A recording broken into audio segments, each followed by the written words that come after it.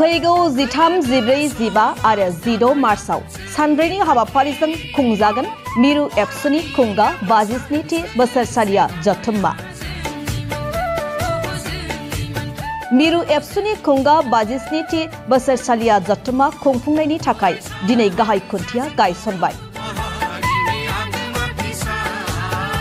क'क्राझार जिल्लानि सिङाव थानाय दतमानि बड'फा फोथाराव फैगौ मार्च दाननि 13, 14, 15 आरो 16 अक्ट'खालि सानब्रैनि मेहेरगोनां हाबाफारिजों मिरु एबसुनि खुंगा 57थि बोसोरसालिया जथुम्मा आरो क'क्राझार जिल्ला दुलाराय बर' फरायसा आफादनि 56थि बोसोरसालिया जथुम्माया खुंफुंजागोन।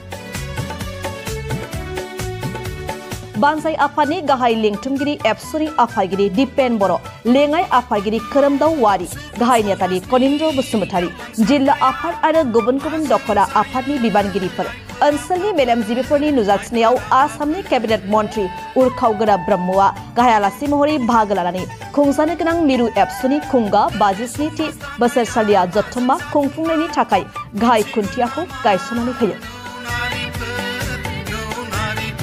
सानब्रैनि हाबाफारिजों खुंफुंजानो गोनां बे बोसोरसालिया जथुम्माखौ जाफुंसारै खुंफुंनो हागोनखौ मिजिंथिनाय फोरमायनानै बे जथुम्मानि गेवलां मेलाव मिरु सरकारनि नखर मन्त्रि अमित शाहआ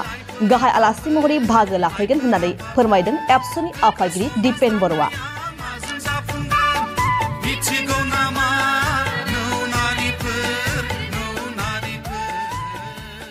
दुलाराय बर' फरायसा आफादनि 57थि बोसोरसालिया जथुम्मा दतमानि बे बड'फा फोथाराव जोङो गाजा गोमजायै खुंफुंनो थाखाय फैबाय थानाय मार्च दाननि 13, 14, 15 आरो 16 बे अक्ट'खौ जोङो थिग खालामनानै लादों आरो दिनै जोङो बे जे मेन पेन्डेल मेन सायनासालिनि गाहाय खुन्थिया गायसननाय हाबाफारिखौ जों मावबाय आरो बे हाबाफारियाव मानगोनां आगुनि एबसुनि आफादगिरि आथिखालनि आसामनि मन्त्रि उरखाव ब्रह्म बिथाङा गाहाय आलासि महरै बाहागो लादों। जिहेतु बे बिथांनि जोनोम जायगा आरो बे बड'फा नोगोराव दतमायाव खुंजानो गोनां जथुम्माया जोंनि थाखाय जोबोद ओंथि गोनां। बड'फानि जोनोम जायगा बे गोथार जायगायाव जों बे हाबाफारिखौ लानो थाखाय थाम-थिम खालामबाय आरो मिजिंथिदों आनान गसाइनि अननायाव बे जि जथुम्मा मोजाङै जाफुंसार जागोन। रायजो राजानि बाहागो लानायजों आरो फ्राय 6,000नि बारा डेलिगेटफोरखौ जों बेयाव हांख्रायदों। जोंनि जिखिनि स्टेट कमिटि दङ, जोंहा जिल्ला कमिटि दङ, इउनिभार्सिटि आरो कलेज इउनिट कमिटि दङ, आनसलिकारि इउनिट दङ। बे जथुम्मानि गेजेरजों जोंनि जे सोलोंथाइ बिमा रावनि बर' बिजोंनि सोलोंथाइ बेखौ स्ट्रेंथेन खालामनाय, बिनि जेंना सुस्रांनाय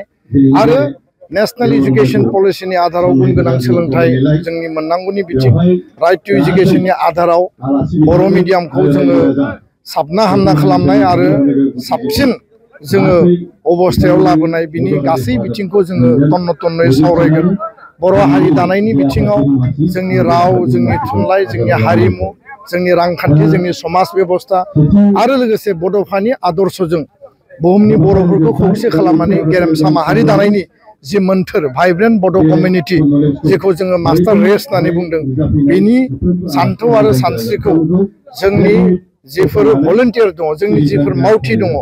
बिथांमोननि गोसोआव सोनानै डेलिगेट हलनि गेजेरजों बर' हारि दानायनि गासै बिथिंखौ जोङो मजबुत खालामनायनि थाखाय बे जथुम्मायाव जोङो थांखि लागोन आरो नैबे जथुम्मायावनो जोंनि जि गेवलां मेल, बे गेवलां मेलाव जोङो आसामनि गिबि मन्त्रि मानगोनां डक्टर हिमन्त बिश्व शर्मा बिथांखौ जोङो हांख्रायदों। लोगोसेनो मिरुनि नखर मन्त्रि केन्द्रीय हम मिनिस्टार अमित शाह बिथांखौ जोङो हांख्रायदों आरो बिथांमोननो अलरेडि जोङो लाइजाम होबाय, बिथांमोनजों सावरायनाय जाबाय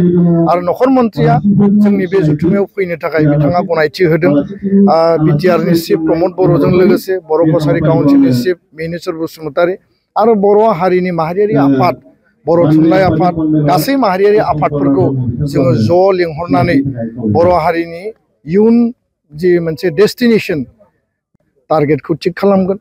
आरो लोगोसेनो 2020 बे गोजोन गोरोबथानि उनाव जिफोर दफाफोरा जोङो दिनै मोगथाङाव मावफुंबाय आरो जिफोर आद्रा जानानै दङ, एनडिएफबिनि जेंनायानो होन बा बेयाव इनफ्रास्ट्राक्चार डेभेलपमेन्टनि जिखिनि मेटार दङमोन,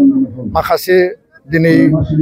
फाउन्डेसन ले जाबाय माखासे फाइनान्सियेल एप्रुभेल जाबाय आरो माखासे जाबावनांगौ दङ दा बेखायनो बे जुथुम्माया जोंनि थाखाय सिगनिफिकेन्ट 5 बोसोरनि एकर्डनि टाइम फ्रेमाव बड'फानि गोथार जोनोम थावनि बे बड'फा नोगोराव बा बड'फा फोथाराव खुंनाय बे जुथुम्मा आरो जेराव हम मिनिस्टार बिथाङा माने फैगोन जेराव आसामनि गिबि मन्थ्रि बिथाङा फैगोन आरो माखासे रिनन माने देशनि जायफोर माने एकाडेमिशियान जायफोर इन्टेलेक्चुवेल बिथांमोनखौ जोङो हांख्रायगोन आरो मिजिंथिदों जे बयनिबो मददाव बे जुथुम्माया मोजाङैनो जाफुंसारगोन मोनफ्रोमबो दुलाराय बर' फरायसा आफादनि जि आनसलिक जिल्ला आरो मिरु